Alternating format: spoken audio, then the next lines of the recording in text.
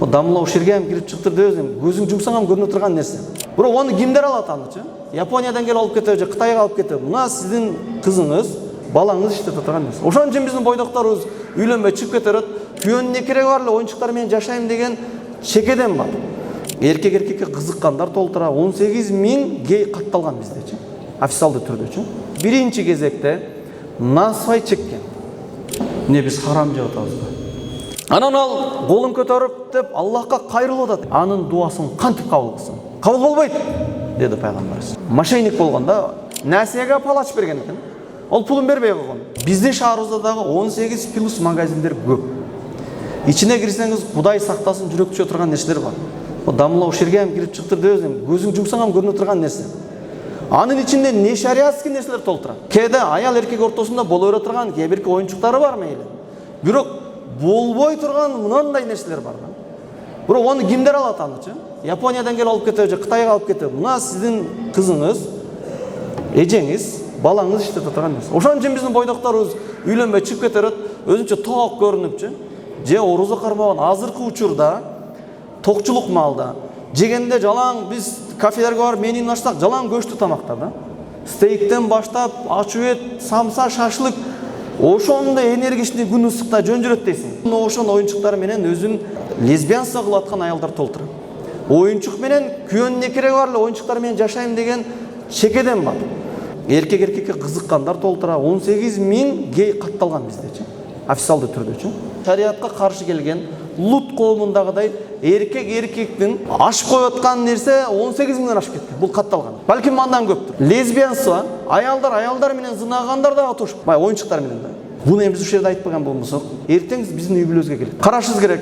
Россияга жөнөтүп берем, бул күйөөсүн ажырашып кеттилер, Россияда иштеп келсин. Балам, токто сен машина алып ал, үй сал, анан үйлөнөсүн дебестен, ачуу акыйкат, бул арам нерсени биз бүгүндөн баштап жаныбыздагылардан кошуп тыйбасак, тозокой алып кете турган адамдар биздин үйүбүздөн келип чыга турган нерсе. Ким арам ишти кылган болсо, Аллах Таала ошондой таштап көрөт аныкычы. Бул өткөнкү эле түгөнгөн ишин жасап атат. Бирок бул кылып аткан иши өтө жогору деңгээлде болсо дагы мурдагы катасынын себебинен дуалар кабыл болбойт. Ошого убара болбой эле кое бериш керек. Мен дуам кабыл болбой атат, мен неге зулум кыйналып кеттим дебей эле коюш керек. Адам өзүнөн айып издей бериш керек. Буга далил албетте биз сүйлөгөндө сөзсүз түрдө бизге билдирилген аяттан же хадистин үстүндө сүйлөйт. Көбүнчө динди жаман көргөн адам, атеисттер айтат го, булар уверен сүйлөйт, көрүп келгендей сүйлөйт депчи. Аллах дуан кабыл болгонун каяктан билесиңер? Мен арам иш кылса кабыл болбой коюшуна каяктан далил деген суроого пайгамбарыбыз бир адамды айтат. Ютилус сафар. Пландагыдан сапары көбөйүп кеткен. Мисалы, бир жерге сапарга бардыңыз, 2 күндө бүтүрүп келем деген ишиңиз 1 айга чозулду. Сиз кандай болдуңуз? Сиз сапарда жүрөсүз, анан пландан сырткары болгондуктан сиз кыйналып жүрөсүз. Ошондой адамды айтат. Аш'аса ва агбар. Ал ошончолук жүдөгөндүктөн сапарда жүрүп, чачтары тозуган, жана кирлеген абалда кыйналып турат. Анан ал колун көтөрүп, "Я Роб" деп Аллахка кайрылып атат. Аллахым, мына ишимди бүтүрүп бер" деп дуа кылат. Анна юстажабула. Анын дуасын кантип кабыл кылсын? Кабыл болбойт, деди пайгамбарыбыз. Өзү негизи карасаңыздар, дуа кабыл болуш үчүн себептер бар, билесиздерби? Сапарда болуш керек. Сапарда болгон болсо жакшыраак кабыл болот. Мазлум болуш керек. Бул адам мазлум. Анан колун көтөрүп дуа кылган болсо дагы хадис бар өзү. Аллах Таала бербей коюштан уялат. Бирок ушундай кылган адамды пайгамбарыбыз дуасы кабыл болбойт. Кантип дуасын кабыл кылсын? Кабыл болбойт деди. Анткени матамуху харам, жегени арам. Машрабуху харам, ичкен арам. Ва гузия бил харам, жана арам менен азыктанат. Ошол себептүү дуалар кабыл. Неге кабыл болбойт дегенде, Аллах менен мамилени үздү да. Аллах Таала мына ишти кылба, бул арам нерсе деп айтса, ал ошону кылды. Аллах Таала бул адамды мамиленен үздүртүп коет наракачы. Чорный списокко киргизип коет. Эми бул адам мечитте түркүк болуп калса дагы, тынбай ибадат кылып, сажда кыла берип, пешенеси жарат болуп, килемди жыртып берсе дагы, кайрымдуулукту кылып, Кыргызстан боюнча бардык жерге мечиттерди куруп, жолдорду баарын асфальт кылып койсо дагы, бул арам жегендиги себептүү бул Аллах менен болгон мамилеси үзүлүп турат. Баштапкы учурда халал жеш, халал иштеш, андан кийин кетет. Сиз деле мисалы бирөө менен мамиле кыласыз, мамилени ушундай катырат. Жылуу сүйлөйт. Колуңузда иштеген бирөө же шеригиңиз же балаңыз кимдир ушундай ишти катырат. Бардык иште сөз жок. Айтканда кылып берет. Колуңузда иштеп пайдаларды ham алып келиши мүмкүн. Бирок мошенник. Алдамчы. Сиз көзүңүздү кичине жумсаңыз эле акчаңыз уруп кетет. Бул адам жакшы көрөсүз. Урдагандан караганда сизге алып келген пайдасы көп, бирок муну жаман көрөсүз. Бул чоңураак бир ишти сураса сиз бербейсиз. Ушул сыңарындай эле нерсе да Алла Тааланын тыюу салган арам ишти аткарган адам канчалык ибадатын көп кылса дагы, ал ибадатын Аллах Таала эсептейт өзүнчө. Бирок мунул катасы себептүү Аллах Таала мунун мамилесин үзүп турат. Арам, халал дегенде не темада айтылып атат? Биз билебиз го дегенде билинет туга. Пайгамбар айткан ал-халалу баййинун. Адал нерселер ачык айкын, баарына белгилүү. Ал-харам баййинун. Арам нерселер деги ачык айкын. Кайсы нерсеге тийишпеш керек? Пайгамбар айткан: "Ва байнахума умурун муштабихат." Арам менен халалдын ортосунда шектүү нерселер бар. Ла я'ламухунна кафирун минан нас. Адамдардын көпчүлүгү ушуну билбейт. Мун билиш үчүн сөзсүз түрдө сураш керек, үйрөнүш керек, окуш керек. Ла я'ламухунна кафирун минан нас. Көп ан нерсени билбейт. Ва ман вака'a шубхат. Ким ошо ортосундагы шектүү нерсени кылган болсо, вака'a фил харам, бул арам нерсени кылды деп айтат. Карраи түшүнүктүү болуш үчүн айтат. Куду кой кайтарган адам бир адамдын жеринин чекесиндечи, анын будайына же жүгөрүсүнө түшпөй атат. Бирок жакын оттогондугу себептүү арамга түшүп калыш коркунучу сыяктуу шектүү нерсени кылган адам, демек арам нерсени кылды. Акча көбөйгөн мал, көпчүлүк адам ток болуп бирөөгө муктаж болгон убакта, молдолор дагы көз келбей, бул короче мен билем деп бир 5-6 жыл окуган адамдын изилдөөсүн мыяка шупуруп салып эле халалга айлантырып кетти. Эң көйгөйдүн баары ушул жерде. Мисалы, аракты ичкен адам не болот, билесиздерби? Күнөөкөр болот. Арам ишти аткарды, чоң күнөөкөр болот. Бирок аракты халал деген адам не болот? Бул адам кафир болот болчу. Ыймансыз болот да. Неге кафир болот?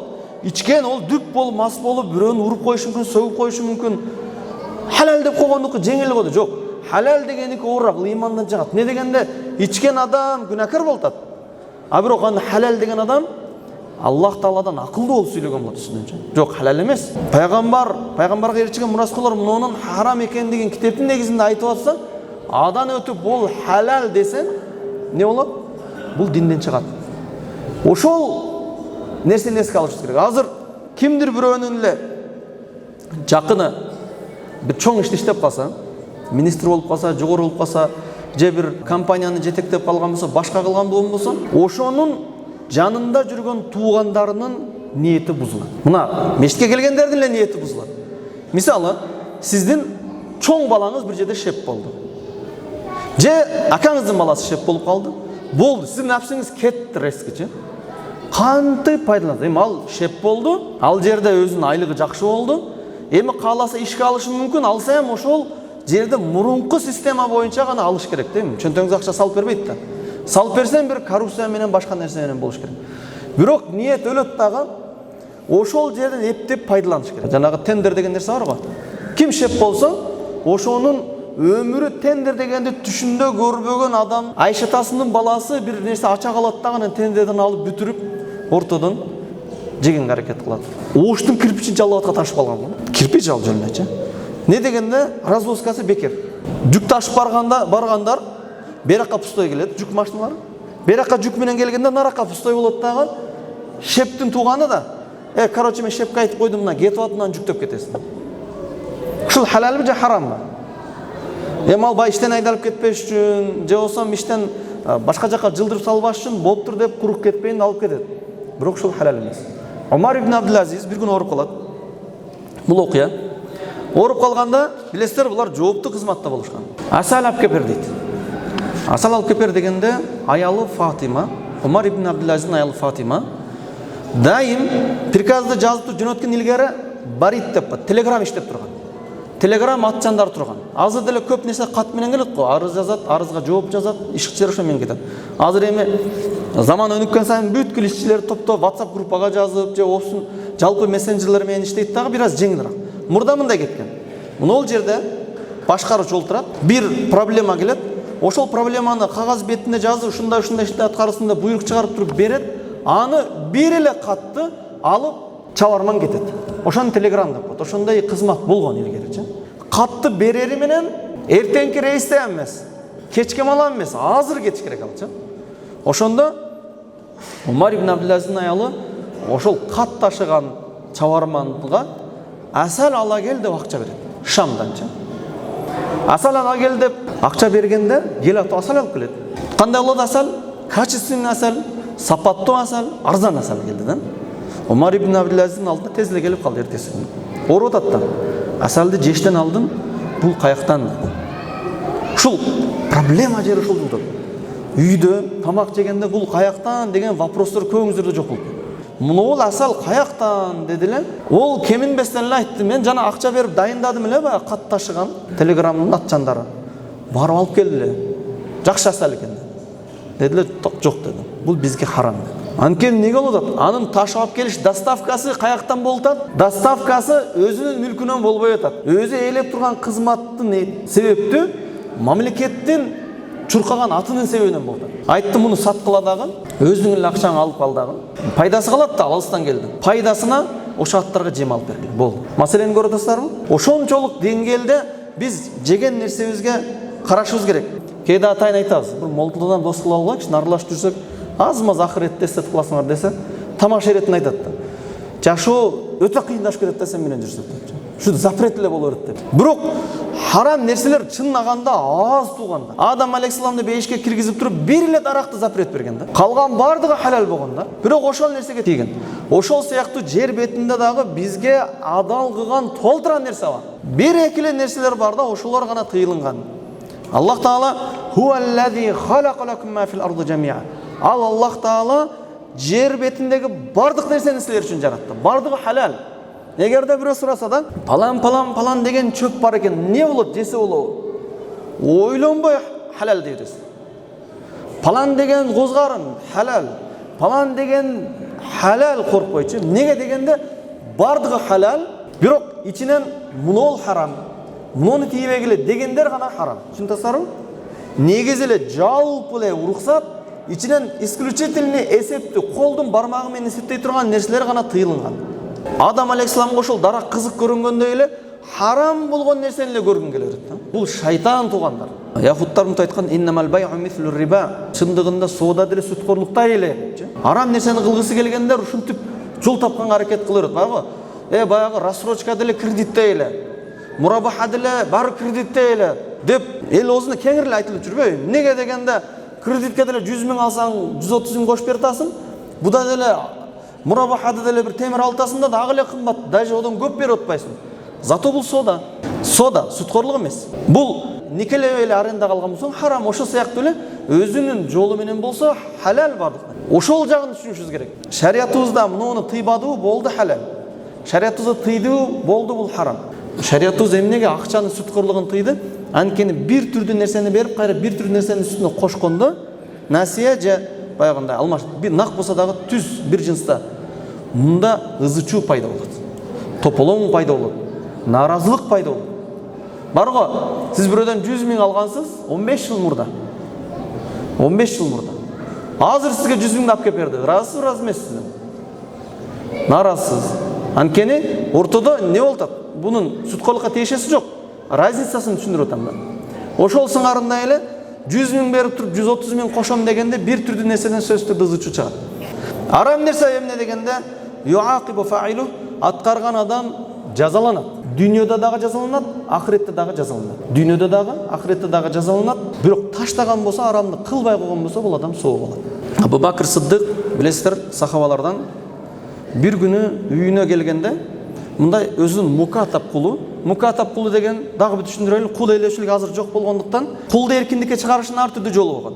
Жөн эле эркиндик кылып берсе болот, же акчага сатып алса болот, же акчасы жок болсо дагы рассрочкага эркиндик кылуу жолу бар. Мукатап деп коет. Мисалы кул келип айтат: "Мен 2 жыл айына 30 миң сомдон акча көп берем." Айма айчы. Баягы 2 жылга машина алган сыяктуу, 2 жылга үй сатып алган сыяктуу. Айма 30 миң сомдон алып кеп берем, анан эркин кыласың. Ошондой келишим менен эркиндикке чыкса болот. Бул Абу Бакр Сыддык ыйман келтирген кул болгондуктан ошол жол менен эркиндикке берди. шыр эле эркин кылып койсо болот эле, бир аз кыйшаң-кыйшаңыраак кул болчу да. Балким ошо мага акча алып келип бергенче аралашып жүрүп, дагы динди үйрөнсүн деп, муну рассрочкага, акчасы төлөнүп тура турган деңгээлде келишим менен чыгарды. Бул кул мурун кафир кезинде бул төлгөөчү болгон.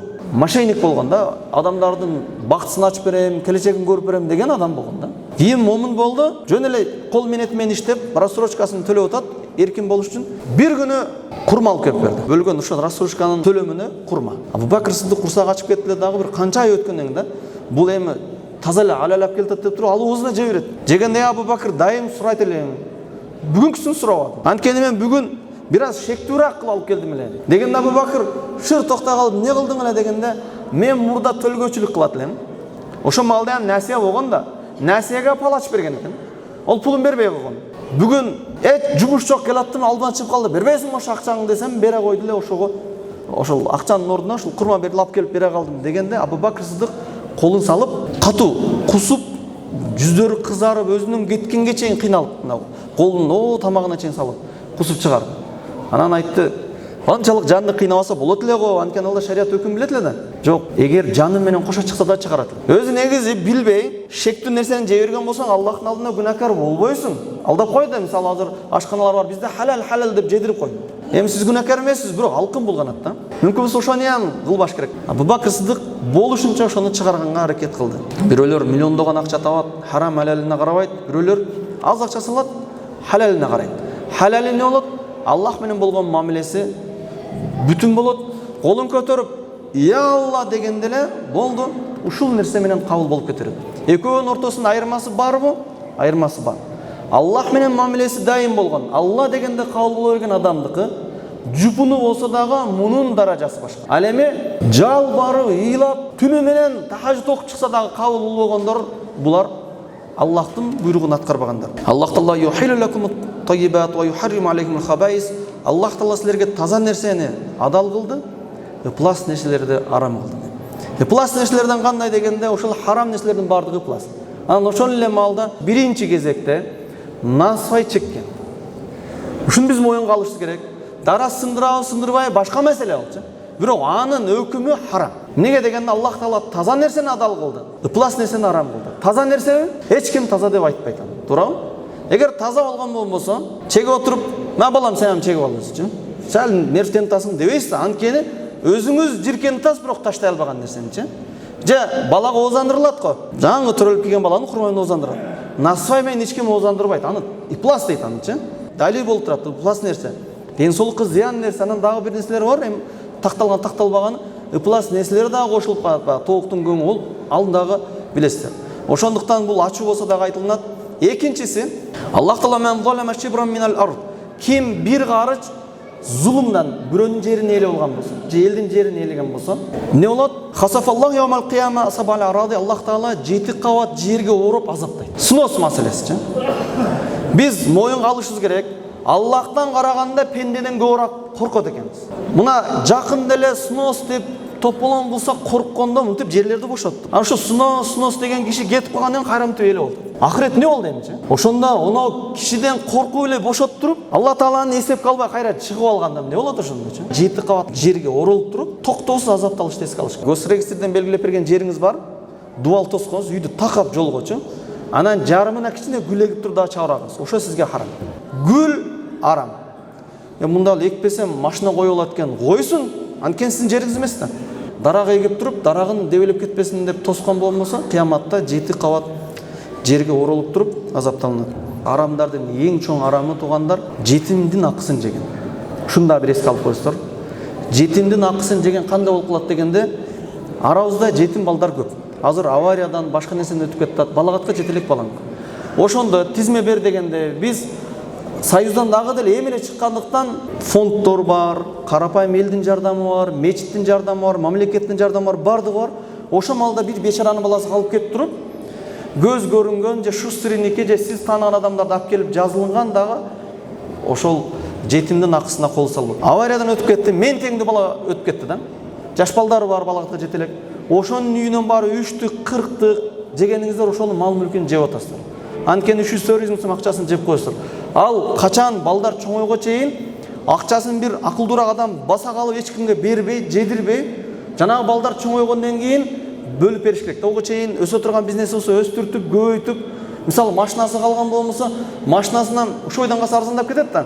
Өзүнүн баасына сатып туруп өсө турган бизнес кылып болсо ham балдары чоңойгондон кийин анан бөлүп бериш керек.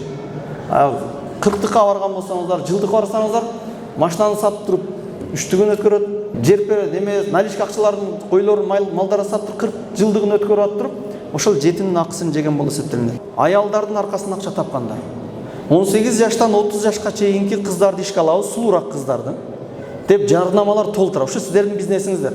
Эмнеге дегенде, ресепшнге, кабылдамага олтурганга, катчы болгонго, продавецканга, кийим сатканга, ушундай кылып туруп ишке аласыздар да, аялдын аркасынан, мейли сиздин карындашыңыз эмес, бирок мусулман да. Мен маркетингде болдук. Алла Таала зуйилан иннасу хуббу шахвати минан ниса деген, адамдарга сулуу көрүндү, аялдардан сулуулугу, шахваты депчи. Сиз ошондо бир кыздын мындай түсүн, сулуулугун чөнтөгүңүзгө акча түшүш үчүн продавец кылып коюп атасыз. Алла Таала анын шахвасын күйөөсү менен жакшы жашаш үчүн кылып берген эле, тетрисинче официант кылып иштетип, кассага коюп, бул ошол акчаны тапкан убакта шектин эң арамга жакын болгон жери.